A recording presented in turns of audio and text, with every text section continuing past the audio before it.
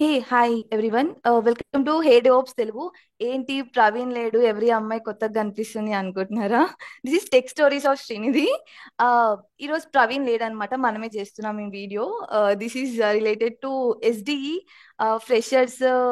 SDE roles కి ఎలా apply చేయొచ్చు, ఎలా జాబ్స్ తెచ్చుకోవచ్చు, how can they reach out to recruiters, and ఎలా ప్రిపేర్ అవ్వాలి, రెజ్యూమ్ ఎలా ప్రిపేర్ చేసుకోవాలి. This will be the context of this video. ఆ ప్రవీణ్ వద్దా, లేకపోతే మనమే కంటిన్యూ చేద్దామా?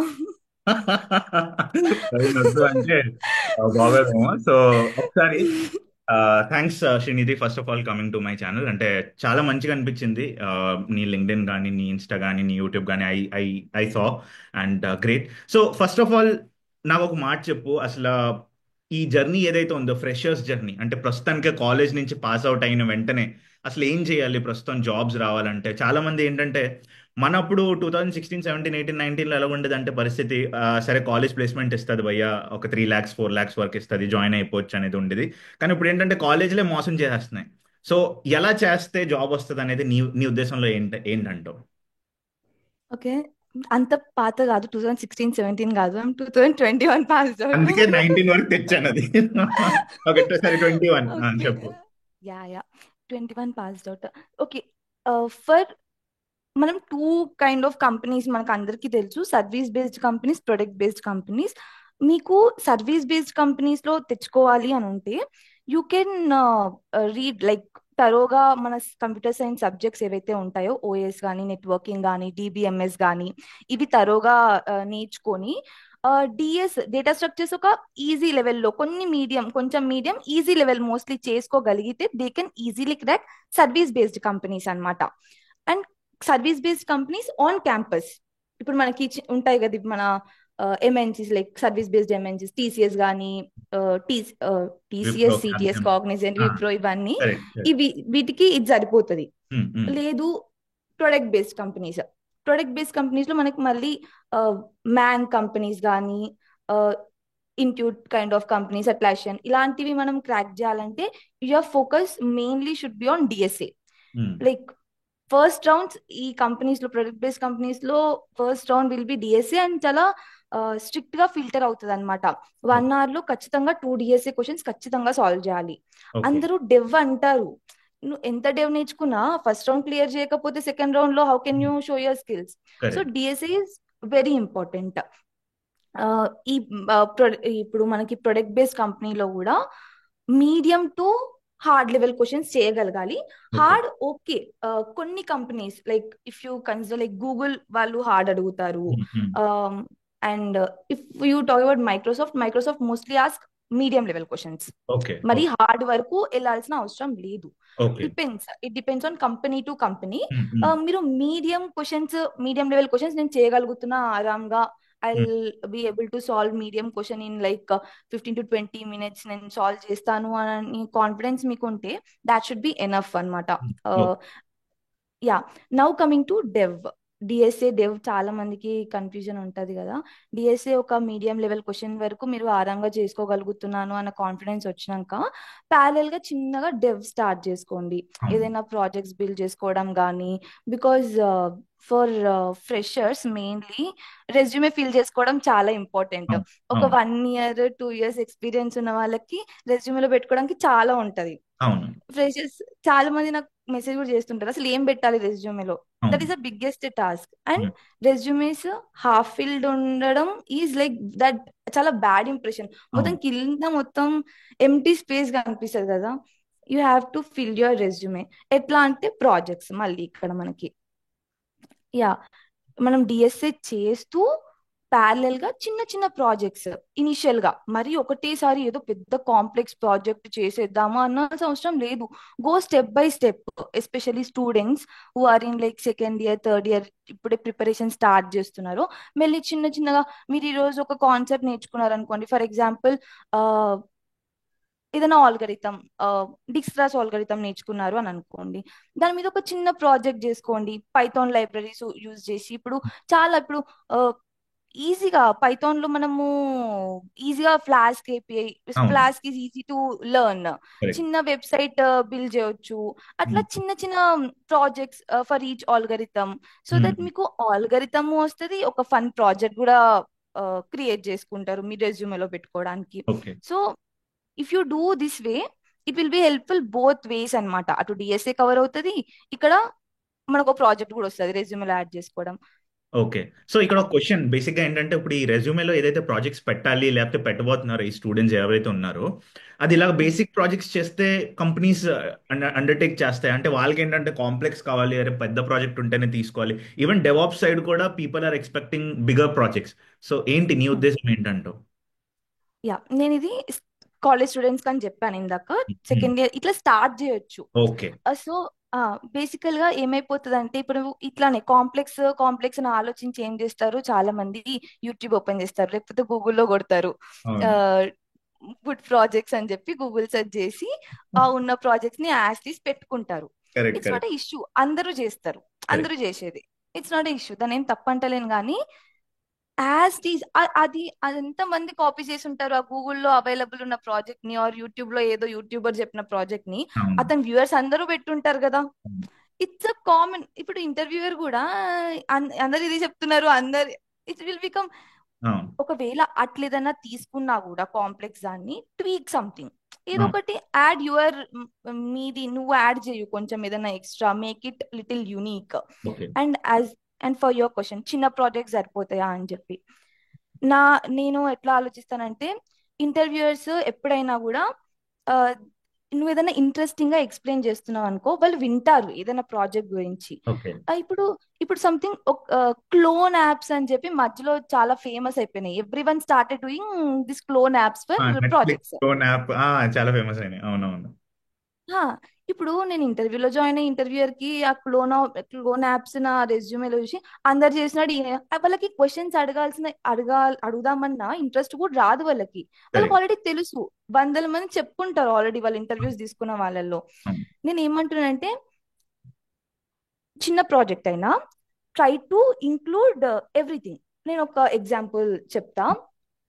డేటా సైన్స్ ప్రాజెక్ట్ తీసుకుందాం అని అనుకున్నాం. హ్మ్.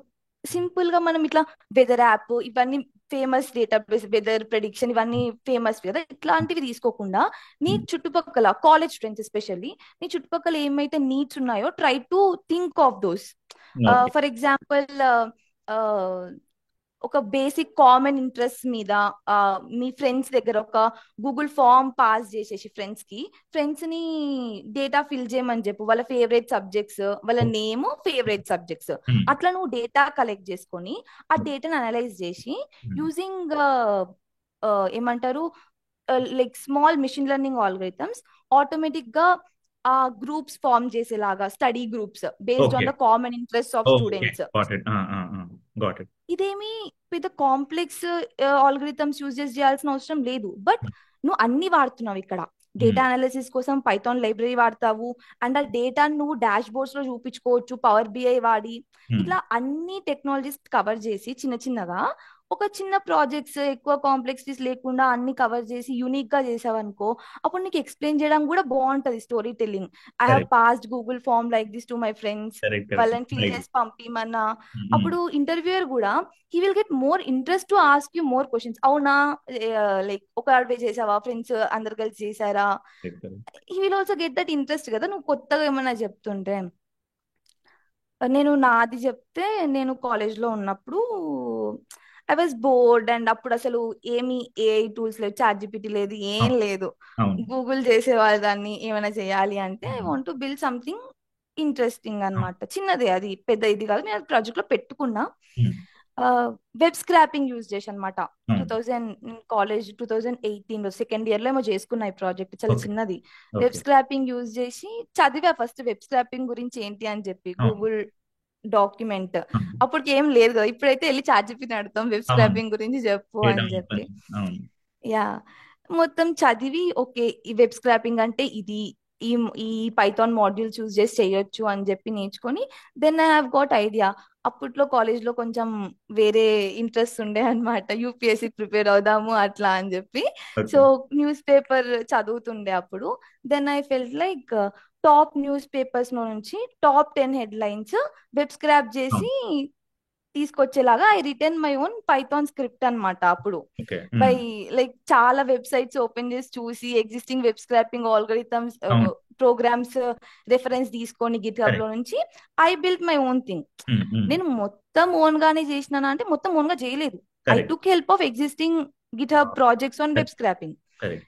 But my application was different, their application was different. Correct. నా correct. Applications fetching news web lines, web headlines fetch చేయడం వాజ్ మై అప్లికేషన్. నేను ఈ పర్టికులర్ థింగ్ పెట్టుకున్నా నేను రెజ్యూమేలో. ఓకే. అండ్ నా ఫస్ట్ ఇంటర్వ్యూలో, కాలేజ్ ఫ్రెషర్ ఇంటర్వ్యూలో, నేను ఏదైతే పాత కంపెనీ ఉండేనో, that's also product based company, ఆ interviewer specifically asked me questions on that web scrapping project. నేను దాని కింద మిషన్ లెర్నింగ్ ప్రాజెక్ట్ చాలా పెద్దది పెట్టుకున్నా, దాని గురించి ఏం అడగలేదు అసలు. ఈ వెబ్ స్క్రాపింగ్ దాని మీద చాలా క్వశ్చన్స్ అడిగాడు అనమాట. అంటే యా డిపెండ్స్. బాగుంది. అంటే నాకు తెలిసి అక్కడ నువ్వు ఓన్ లాజిక్, అంటే కోడ్ ఉంది already, you took it, you build it own, కాబట్టి ఆడు కొంచెం ఎగ్జైట్ అయ్యి ఏ how you did it questions. And నాకు తెలిసి అది చాలా వ్యాలిడ్ నువ్వు ఏదైతే చెప్పావు ఎలా పెట్టాలని. నాకు తెలిసి ఈ పాయింట్ కి చాలా మందికి అర్థం అయ్యి ఉంటది. ఓకే, ఉన్నది ఉన్నది రాయకుండా అరే కొంచెం దాని మీద కొంచెం మసాలా వేసి కొంచెం ఉల్లిపాయలు అవి కొంచెం నీ రెజ్యూమే నీకు నచ్చినట్లు తయారు చేసుకురావు, ఏం కాపీ చేయి. I think that make sense. ఇప్పుడు నువ్వు నాకు ఒక మాట చెప్పు, నువ్వు కాలేజ్ తర్వాత ఒక కంపెనీలో వర్క్ చేసావు అండ్ దెన్ నువ్వు మైక్రోసాఫ్ట్ క్రాక్ చేసావు. సో ఈ మైక్రోసాఫ్ట్ క్రాక్ చేసిన జర్నీ అసలు ఏంటి? ఎన్ని కంపెనీస్, ఏమైనా ఆ తర్వాత ఏమైనా కంపెనీస్ క్రాక్ చేసావా లేకపోతే డైరెక్ట్ మైక్రోసాఫ్ట్ వచ్చిందా? అండ్ డిఎస్ఏ తర్వాత, డిఎస్ఏ చాలా important anyways, I know like every company needs DSA. Current roles and responsibilities కి నీకు ఇంటర్వ్యూలో చేసిన దానికి మ్యాచ్ అవుతుందా? What is the thing that you want tell to people? Yeah okay, నేను as a experienced person switch అయినా. Though I switch as experience person, నువ్వు మళ్ళీ ఇవ్వాలంటే you have to do DSA, system design మళ్ళా చూసుకోవాలి. Not only Microsoft, I have cracked total 5 companies అన్నమాట. Okay. AMD, Juniper Networks, Qualcomm లో actually మీ DevOps role crack చేసిండే, though I don't have experience. ఎలా డెవాప్స్ ఎలా యా ఇదంతా clear గా నేను నా యూట్యూబ్ ఛానల్లో ఉన్నాయి clear videos, you can check out those. Okay, sure sure. Yeah AMD ఉండే ఆఫర్, యా మైక్రోసాఫ్ట్ కూడా ఉండే, I choose Microsoft. Okay. Yeah I majorly focused on DSA because I know though experience ఉన్నా కూడా ఈ good product based companies కి they mostly focus on డిఎస్ఏని. Okay. Yeah though you have like, నాకు నేను switch అయినప్పుడు 2.5 years ఎక్స్పీరియన్స్ ఉండే, but still though you have 5 years 6 years of experience, ఈ పెద్ద కంపెనీస్ లో they focus mostly on system design and DSA. DSA అయితే first round ఖచ్చితంగా ఉంటుంది నీకు ఎన్ని ఇయర్స్ ఆఫ్ ఎక్స్పీరియన్స్ ఉన్నా. దాని తర్వాత ఈ సిస్టమ్ డిజైన్ రౌండ్ లో బేస్డ్ ఆన్ యువర్ ఎక్స్పీరియన్స్ ఆ అప్లికేషన్స్ వాళ్ళ అడిగే ఆ సిచ్యువేషన్స్ అనేవి వేరీ అవుతూ ఉంటాయి, కాంప్లెక్సిటీ వేరీ అవుతూ ఉంటది based on your experience. Okay. ఇప్పుడు ఒక మాట చెప్పు, ఈ ఏదైతే జాబ్ పోర్టల్స్ ఉన్నాయో ఇప్పుడు చాలా వచ్చినాయి. ఇప్పుడు చాట్ జీపీటీ వచ్చాక రకరకాల వాళ్ళు ఆ ప్లాట్ఫామ్స్ యూస్ చేసి రకరకాల జాబ్ ప్లాట్ఫామ్స్ వస్తున్నాయి. నువ్వు మేబీ 2021లో కానీ నా ఎరాలో, నా 2016 ఎరాలో చూస్తే నౌకరీ, లింక్డ్ఇన్, అప్పుడు లింక్డ్ఇన్ అవి తెలియదు, నౌకరీ కూడా తెలియదు, బేసిక్గా ఏదో అలా జాయిన్ అయిపోయాం.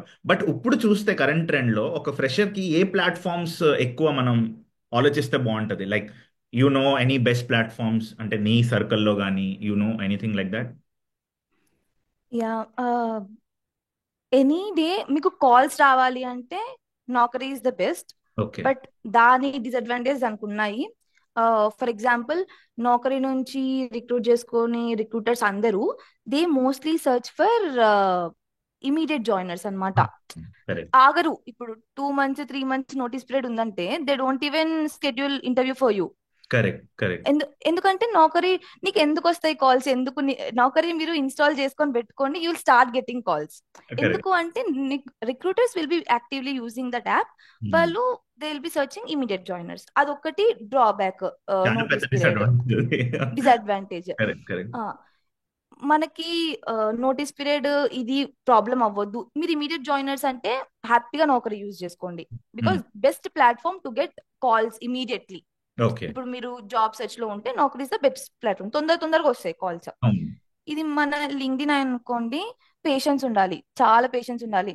ఆ, చాలా కోల్డ్ మెసేజెస్ చేయాలి, కోల్డ్ మెయిల్ చేయాలి.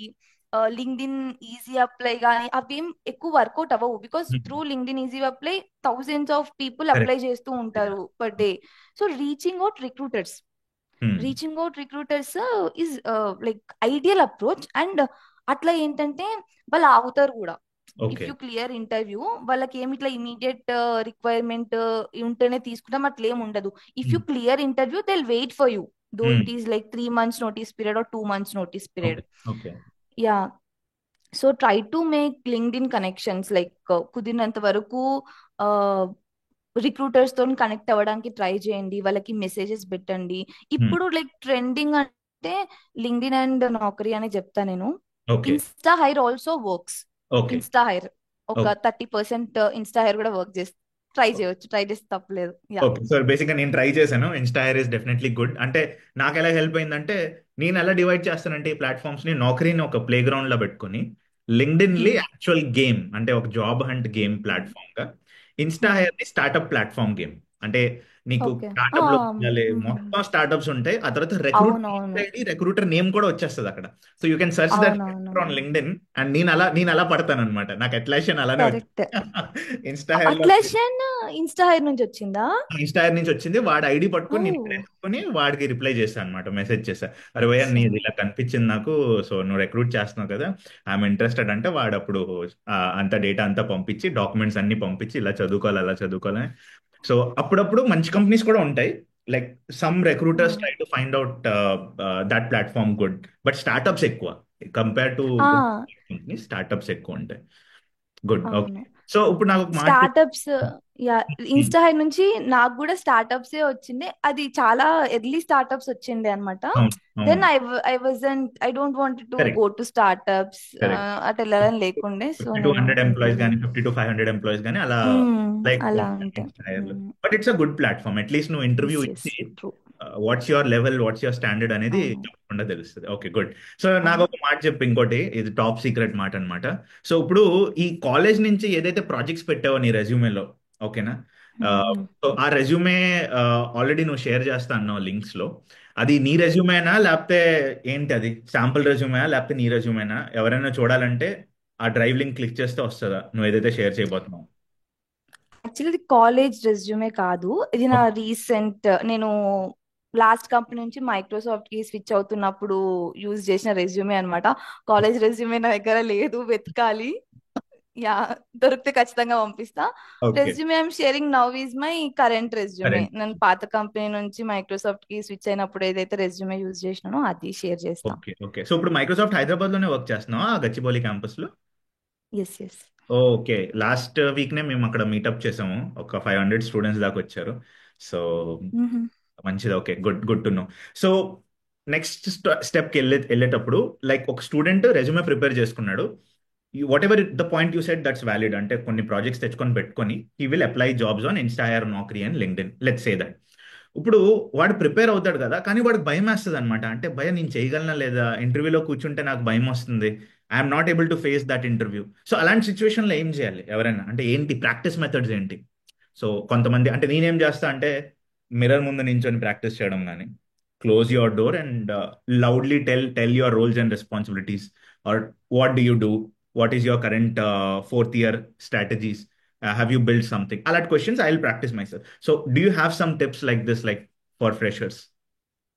యా యా, నేను అంతే చేసిన మీరు అన్నట్టే. Okay. ఒకటి ఏంటంటే, మనము రెజ్యూమేలో పెట్టే ఈచ్ అండ్ ఎవ్రీ వర్డ్ గురించి నువ్వు 10 నిమిషాలు నాన్ స్టాప్ గా మాట్లాడగలగాలి, అంత కాన్ఫిడెన్స్ ఉండాలి నీకు. Mm. రెజ్యూమేలో నువ్వు ఒక వర్డ్ పెడుతున్నావు అంటే నీకు దాని గురించి ఖచ్చితంగా తెలిసి ఉండాలి. నువ్వు ఇంటర్వ్యూలో కూర్చొని ఏదన్నా interviewers will ask from your resume only, కొత్తవి ఏం అడగరు, వాళ్ళకి టైం వేస్ట్.